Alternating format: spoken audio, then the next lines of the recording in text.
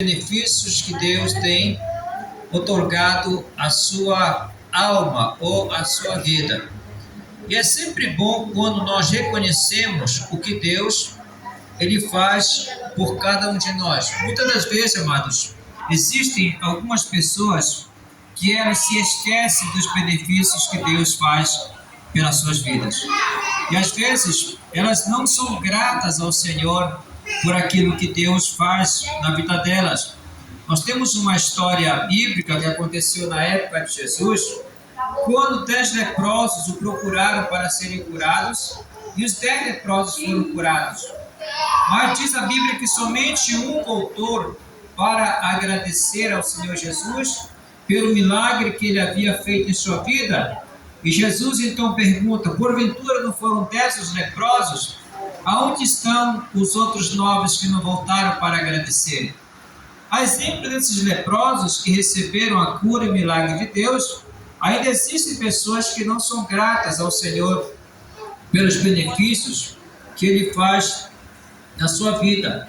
Mas é o dever de cada um de nós, amados, glorificarmos a Deus pelos seus benefícios. E de que forma nós podemos agradecer ao Senhor? De que forma podemos bendizer ao Senhor pelos benefícios que Ele tem feito a cada um de nós?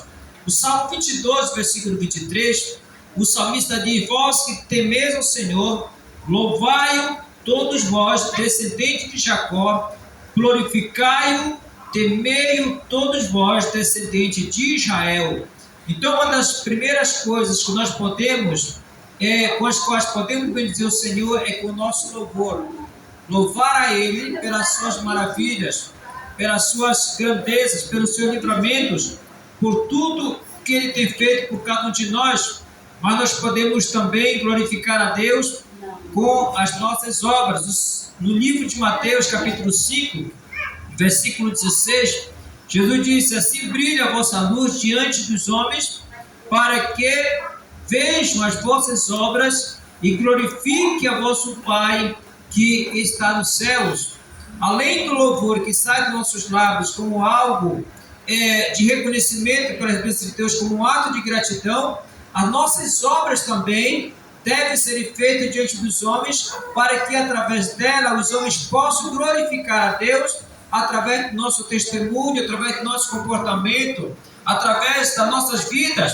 E assim disse Jesus: brilha a vossa luz diante dos homens, para que glorifique vosso Pai que está nos céus. Uma outra forma também de nós glorificarmos a Deus é darmos muito fruto. João capítulo 15, versículo 8, Jesus disse: nisto é glorificado meu Pai, em que deis muito fruto, e assim vos tornareis meus discípulos. Amados, o Senhor Jesus, Ele quer que nós possamos produzir frutos para o seu reino, frutos de arrependimento, mas fruto também como resultado da nossa conversão, para que Ele possa se alegrar em nossas vidas.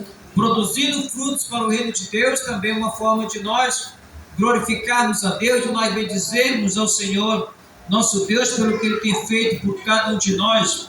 Uma outra forma também de nós glorificarmos a Deus é com a unidade espiritual. Romanos 15, versículo 6, diz o apóstolo Paulo: para que concordeis a uma voz, glorifiqueis ao Deus e Pai de nosso Senhor e Salvador Jesus Cristo.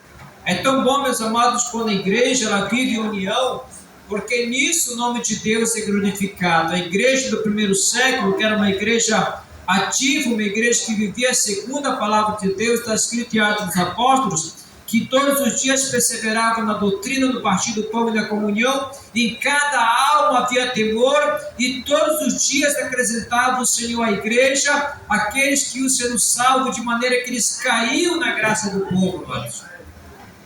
O povo via que aquela igreja realmente era uma igreja que havia passado pela regeneração, era uma igreja que tinha o amor de Deus, era uma igreja que vivia em unidade. Quando a igreja vive em unidade, é uma forma também de nós bendizermos ao nome do Senhor nosso Deus, é uma forma de nós concordarmos no mundo espiritual que Deus está conosco. Então, a unidade espiritual também é uma forma de nós glorificarmos ao nome do Senhor nosso Deus, mas o apóstolo Paulo também vai dizer em 1 Coríntios 6, versículo 20, que nós devemos consagrar o Senhor nossas vidas para que o nome do Senhor seja glorificado. Ele diz em 1 Coríntios 6, 20: foste comprados por bom preço, glorificai, pois, a Deus no vosso corpo e no vosso espírito, os quais pertencem a Deus.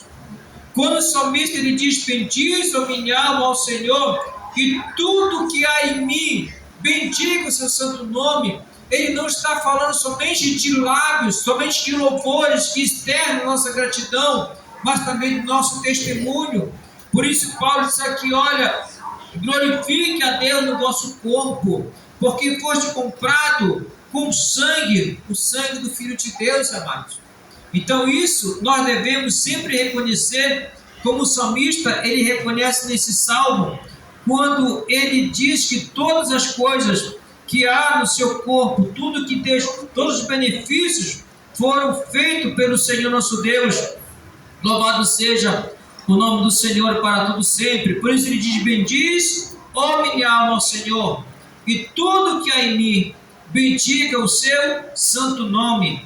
Bendiz, ó minha alma, ao Senhor, e não te esqueça de nenhum dos seus benefícios. Amados, nunca se esqueça dos benefícios que Deus ele tem feito à sua vida. Há um perigo muito grande. Eu quero citar 2 versículos aqui para os irmãos, para aqueles que esquecem dos benefícios de Deus. O que acontece com essas pessoas? Primeiro, eu quero dizer aos irmãos aqui que o destino daqueles que se esquecem de Deus, Salmo 9, versículo 17, diz assim: os ímpios